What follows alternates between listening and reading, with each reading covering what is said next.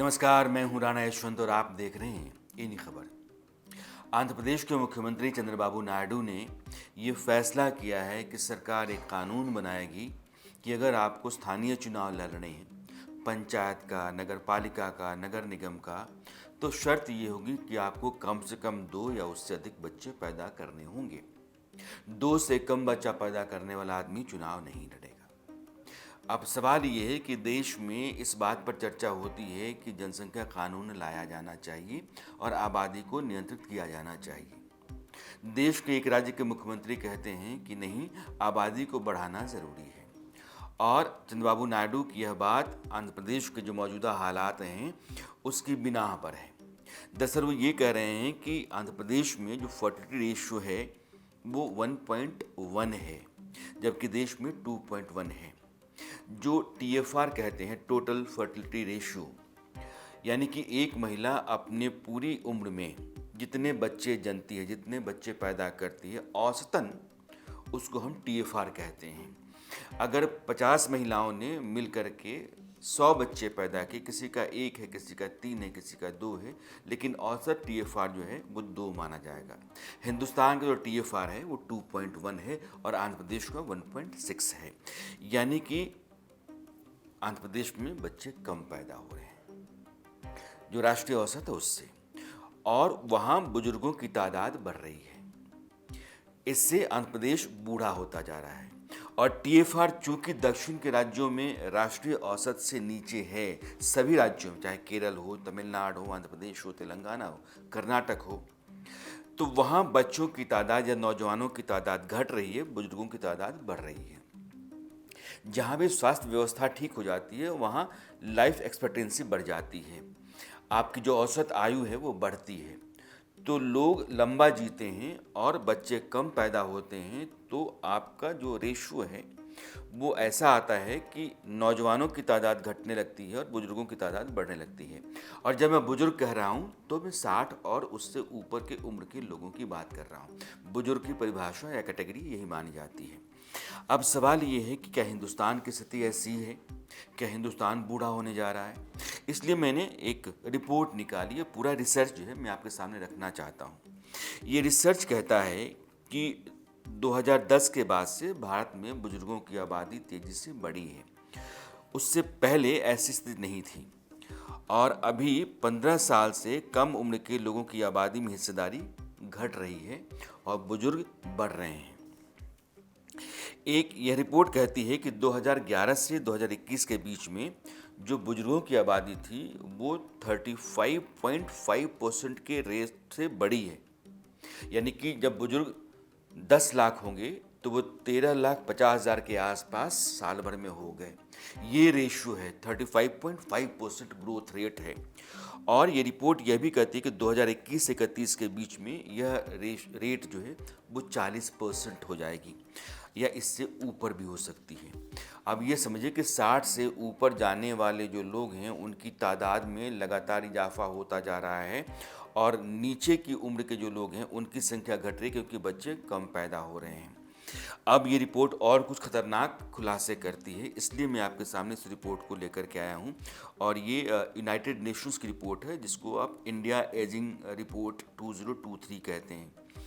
यह रिपोर्ट कहती है कि 1 जुलाई 2022 तक हिंदुस्तान में बुजुर्गों की आबादी लगभग 15 करोड़ थी, 1 जुलाई 2022 तक, और इस लिहाज से 10.5% उनका हिस्सा बनता है कुल आबादी में। 49 मतलब 15 करोड़ पॉपुलेशन हिंदुस्तान की कुल आबादी में लगभग 10.5% की हिस्सेदारी बनती है।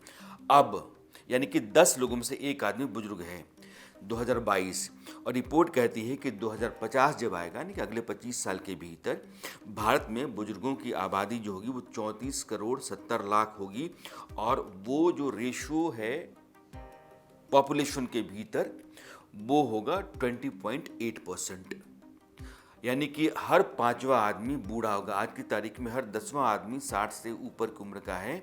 2050 में हर 5वां आदमी 60 से ऊपर की उम्र का होगा, और यह जब सदी खत्म होगी 2100 तो 36% आबादी बुजुर्ग होगी, यानी कि हर तीसरा आदमी, या यूं कहिए कि उससे भी कहीं ज़्यादा, बूढ़ा होगा। हिंदुस्तान में बूढ़ों की तादाद ज़्यादा होगी और जब बूढ़ों की तादाद ज़्यादा होती है तो हेल्थ केयर की ज़रूरत पड़ती है, डिपेंडेंसी आदमी की बढ़ती है, और डिपेंडेंसी बढ़ती है तो जो लोग उनका बोझ ले सकते हैं, उनकी देखरेख कर सकते हैं, उनकी तादाद घट रही है। संकट यहाँ है कि देश में आबादी का रेशियो तो गिरा, TFR 2.1%, 2% आइडियल माना जाता है। अब हिंदुस्तान 2.1% पे है और आंध्र प्रदेश है 1.6% पर, और दक्षिण के राज्य कम बेश ऐसे ही हैं। तो दक्षिण के राज्यों में बुजुर्गों की तादाद ज़्यादा है, और केरल जो कि बहुत अधिक पढ़ा लिखा है, हेल्थ केयर वहाँ ज़्यादा मजबूत है, बच्चे लोग कम पैदा करते हैं, पढ़ाई पर जोर देते हैं, नौकरी पर जोर देते हैं, तो वहाँ की स्थिति जो है वो कुछ और विकट सी होती चली जा रही है। और ये रिपोर्ट कहती है कि 2022 से 2050 के दौरान भारत की आबादी 18% बढ़ेगी और बुजुर्गों की आबादी 134%। सुनिएगा, 2022 से 2050 के बीच में कुल आबादी हिंदुस्तान की 18% बढ़ेगी, और उस 18% में जो बुजुर्गों की आबादी है वो 134% बढ़ेगी। आप रफ्तार देखिए, 80 साल से ज़्यादा उम्र के लोगों की तादाद में 279% का इजाफा होगा। यानी कि उम्र बढ़ती है, लोग जी रहे हैं, हेल्थ केयर मिल रहा है, तो लाइफ स्पैन आपका बढ़ रहा है, बच्चे कम पैदा हो रहे हैं। समय के साथ वो पीढ़ी 60 के ऊपर जा रही है, बुजुर्ग होती चली जा रही है, तो नीचे 60 के नीचे की आबादी आपकी कम होती चली जा रही है। और ये रिपोर्ट कहती है कि 1991 में हर 1000 बुजुर्ग पर 930 बुजुर्ग महिलाएं थीं, 1000 पर। लेकिन इसके बाद ये ट्रेंड बदलता चला गया। 2031 तक 951 बुजुर्ग पुरुषों पर 1078 बुजुर्ग महिलाओं के होने का अनुमान है। यानी कि महिलाओं की तादाद बढ़ रही है।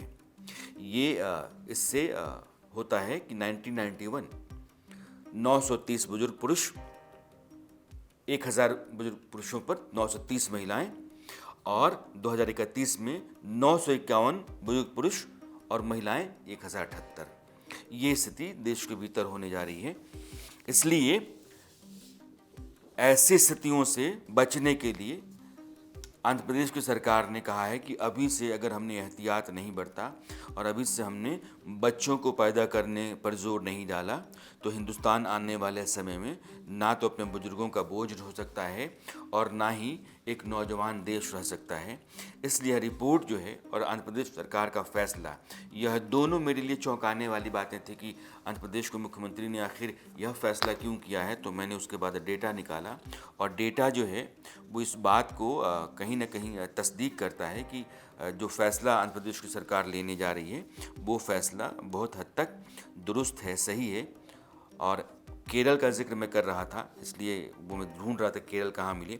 2036 तक केरल की आबादी में बुजुर्गों की हिस्सेदारी होगी 22.8%, और तमिलनाडु में 20.8%। आंध्र प्रदेश में 19% आबादी बुजुर्गों की होगी 2036 तक। जो स्थिति 2050 में देश की बनेगी वो 2036 में साउथ इंडिया के स्टेट्स की बन जाएगी कि हर 5वां आदमी बुजुर्ग होगा।